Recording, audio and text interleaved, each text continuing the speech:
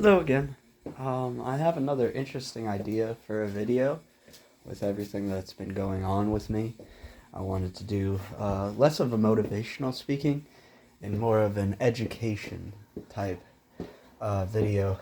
Just some things I know about science and sociology that have led to my situation. If you watch my previous video, you might have an idea of what's going on. I didn't outright say what I did, but you all have a general idea. Um, I just wanted to go over the reasons for it. A lot of people have been sort of questioning why I did what I did. And there is answers to that. People might not understand them, but it may help you to see signs of it going on in your own families and help get people help before they get to the point that I did. I'm going to go over three general aspects of the cause of what was going on. It is biology, psychology, and sociology. So biological, psychological, social. So genes, mind, what's around you. So they're all related. They all impact in a similar way.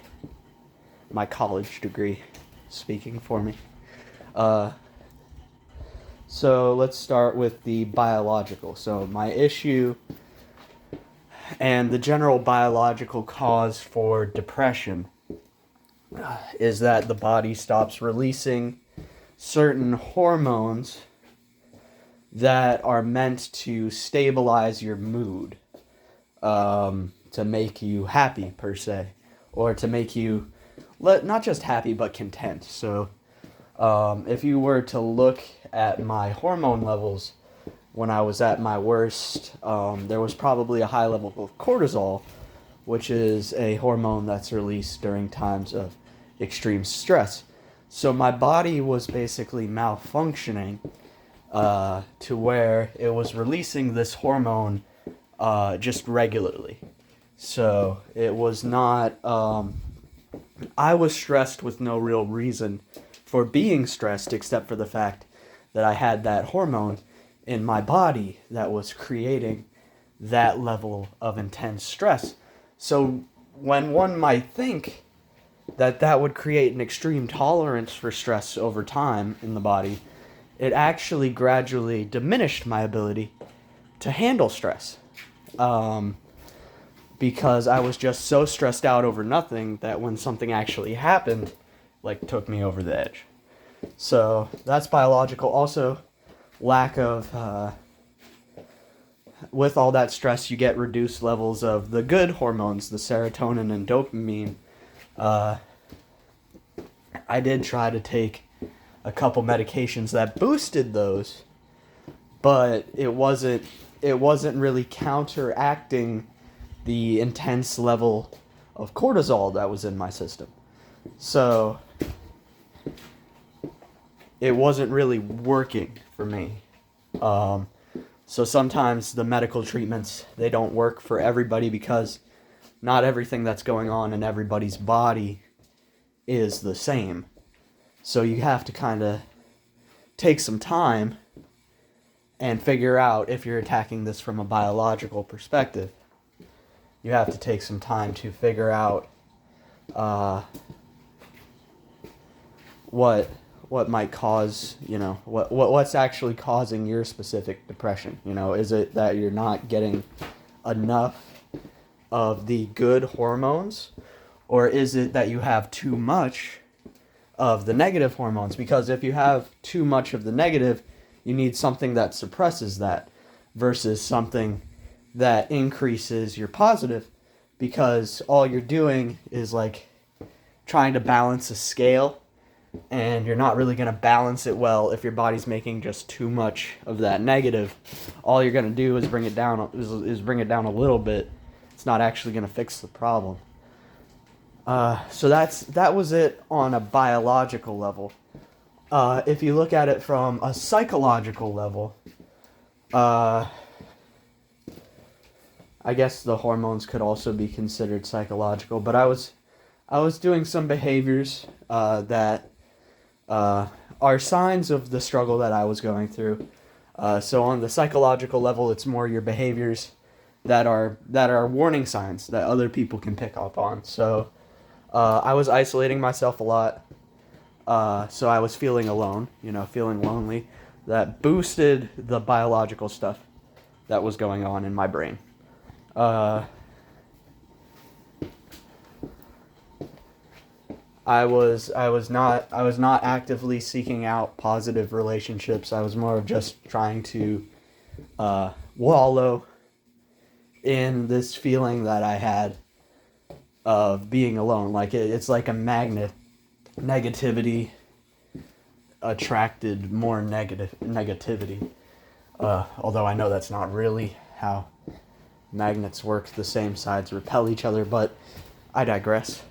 Uh, it was just a cohesion of the same emotion. Just an echo chamber, so to speak, of just constantly validating the negative thoughts, negative emotions, negative biological stuff that was going on. Listening to depressing music, doing all this kind of stuff that felt like just an expression of what I was feeling at the time. But in reality, it was creating this echo chamber of me just continuing down a rabbit hole. And I have to still be careful with this because I still do some of those habits.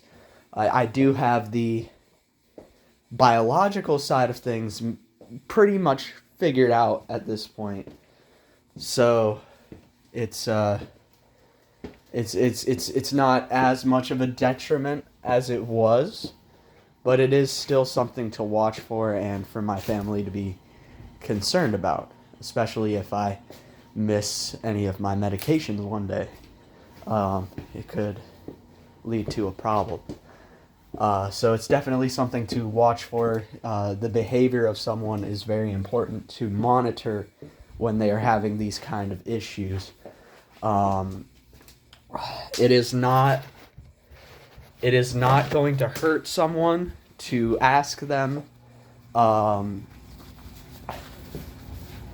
if they are thinking about hurting themselves. It's not going to get them to do it. It may, if they're being honest with you, reveal thoughts they're already having about doing it, and at that point, they need help. So it's just a good thing to ask people who you know are suffering with depression to make sure they don't get into the realm of suicidal ideation and actually suicidal attempts. It's a good prevention strategy for people around the people who are going through this issue. So if you have any people suffer with depression, just check in on them, see what they're thinking, ask them if they're having any thoughts. Hey, I just wanted to check in on you, make sure you're okay. Are you having any thoughts of hurting yourself? Now, suicidal ideation is an interesting thing. So, if you ask this question and they say something along the lines of, I just feel like it would be better if I wasn't here, that's not necessarily a sign that they're going to do anything, but it is a red flag, because that was the feeling that I was having a lot. So what you want to do in that situation is ask the follow-up question: have you thought of a plan recently, or do you have a plan to do anything to harm yourself? Like, say, taking a knife to your arm, or finding a gun or something like that. So those are things that you want to generally follow up with if they have that. Oh, I just feel like life sucks, so, because sometimes they might be also trying to hide what they're really thinking because they don't want to go into the hospital or they don't want to do these things that are gonna but not really make them better, but prevent them from doing their actual goal, you know? Because the hospital really doesn't make you better, it just stabilizes you. It's a place for you to be safe. What you really need in order to get better is psychological help, therapy, and biological help, the medication. So I've gone over two of the elements of this. The third element of this is the social aspect, the sociology. Like I said, I went over my behavior. Now I need to go over society in general, and to explain how that impacted me, I need to go over a concept with you guys called anime, not to be confused with the Japanese animation anime. Anime is a social phenomenon where someone trains for something and just they slip through the cracks. Whatever they were training for never happened. So they have all this experience and they can't use it for anything. And they're really not that good at anything else because they didn't prepare for anything else, you know? So that's the mindset I was in. I tried to get into the police force, and just due to some unfortunate circumstances in life, I was unable to qualify to get in. I have some other friends with similar stories involving the military and things like that, and interestingly, they all sort of end in a very similar mindset. Once you, like, when you don't achieve your goals, your dreams, whatever you want to call it, it's very depressing. It's definitely a hard thing to recover from. And even if you get to a point like I got to, where you have a decent job, it's still in the back of your head that you're like a failure, you know? So it's a very hard thing to recover from. It affects all aspects of your relationships. It affects, romantic relationships because you feel like this failure. So how can you deserve to be with somebody? That's one of the big reasons I'm still single, is because I lack the confidence to go after someone because I don't feel like I deserve to be with anyone. I'm too much of a failure to have anybody in my life to deserve that. So that adds more negative emotion because I'm lacking that, positive relationship that is a romantic relationship. And you try to supplement that with other things. But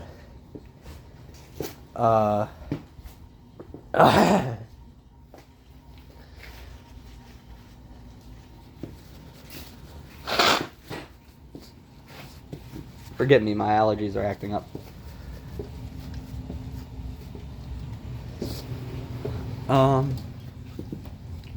Yeah, and then as far as friendships go, you start feeling like who would want to hang out with you. It's not a real, valid thought. But the thing about mental illness and these kind of depressive states, they're not valid thoughts. So you can't say, for me especially, acknowledging the fact that my thought was wrong did not help me. It actually hurt me worse. So because it basically furthered this thought of there's something wrong with me. So I'm still not sure how to beat that one. The medicine, that might be the root cause of why the cortisol level's so high. I don't know. And why I'm having to take medicine to resolve it versus any situation actually being able to help me. So I guess maybe medicine's the answer when you can't really fix the social problem that's underlying it. And yeah, that's basically it as far as the social aspect. I just wanted to go over that concept. Again, that concept is called anomie. But I am trying some things to get in similar doors as to what I was trying to do. I'll let you guys know if that helps.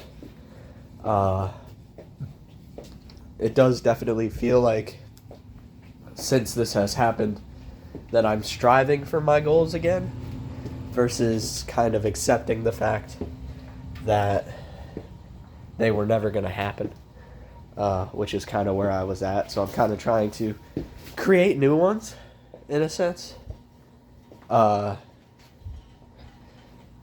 There's one other aspect to talk about. I know not everybody is religious, but these combination of things, guys, when we talk about demons, this is what demons are, all right? These lies that get into your head that you're not good enough, that you're not worth being loved, that you're not all these things.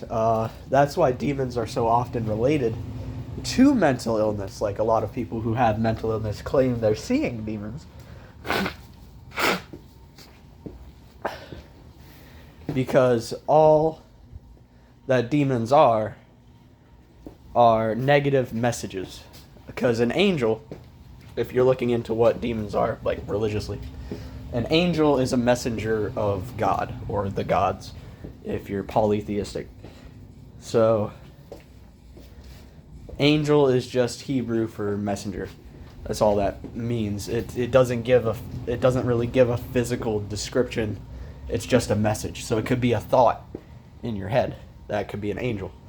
Or, conversely, a negative emotion, an emotion from the concept of evil, from the concept of chaos, would be a demon, one who opposes God, the embodiment of love, justice, and all those things that are right and holy. So a demon is a thought that gets in your head that is against that. So, and it will actively try to get you to do the things that are against that. So you got command impulses, things like that. You could argue that those are all, by definition, demons. So science doesn't completely disregard religion in that fact, if you understand what the religion's actually talking about. If you believe in like these horned beings that Dante saw in Dante's Inferno, I mean, it's a little bit harder to say that, but people with mental illnesses do see them, but they might just be seeing a manifestation of the thoughts in their head. So that could be just a way to describe the thoughts you're experiencing, like that evil that you see, could be. But yeah, that's basically it. A couple things that have helped me. Charlie Health is a intensive outpatient program. I'm gonna put a link in the description with their contact information. It really helped me. It's a little on the expensive side, but a lot of insurances help with it, and they have, for people who are struggling, they have some scholarships that can help you. You just have to show your financial records, show that you're struggling, and explain your situation a little bit. And generally, most people get like $2,000 off the program. It's like a group therapy where you just learn some coping skills for dealing with these stressors, especially if you're more prone to them than most people would commonly be. I definitely recommend it for everybody because it's good to know. You don't really think about these things regularly, but when you need them, you should have them. So it's definitely a good recommendation I would give everybody. The other thing is the Suicide and Crisis Hotline. If you just call 988, you can talk to a specialist if you're having these issues. You can recommend this number to a friend. It helped me a lot when I got out of the hospital and wasn't in therapy. I was having these thoughts that I didn't want to be here. That was the thought. Like, I had promised my family I wasn't going to do anything again. But I was still having these thoughts that I was battling with, so I needed help with that. And the people at the 988 Crisis Helpline, they really helped me get through those hard portions, mainly in the mornings for me. Could be any time for anybody else. It's not necessarily standard. But thank you all for taking time with me on this journey. I'll be keeping you guys updated as far as to what's going on with me. And I hope to continue to get better and to find more answers to these things for you guys. Have a great day. Love you all. Bye now.